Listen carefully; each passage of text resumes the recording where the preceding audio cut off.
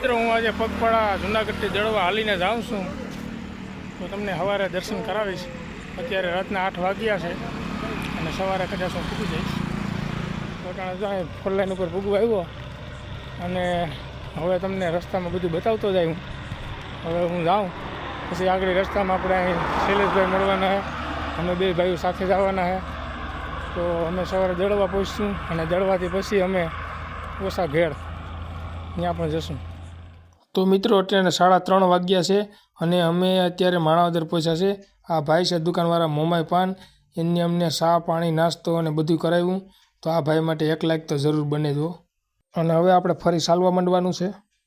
તો મિત્રો અમે ફાઇનલી દળવા પહોંચી ગયા છે અને અંદર વિડીયો શૂટિંગ કરવાની મનાઈ છે, એટલે અમે અંદર ફોટો કે વિડીયો નહીં ઉતારીએ.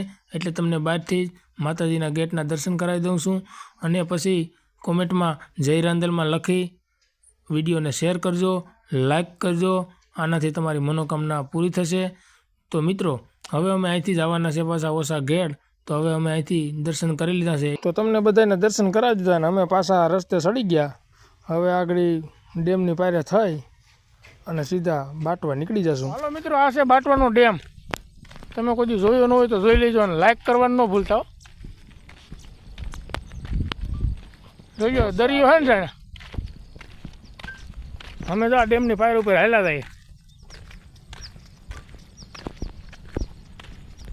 છે ને નજારો.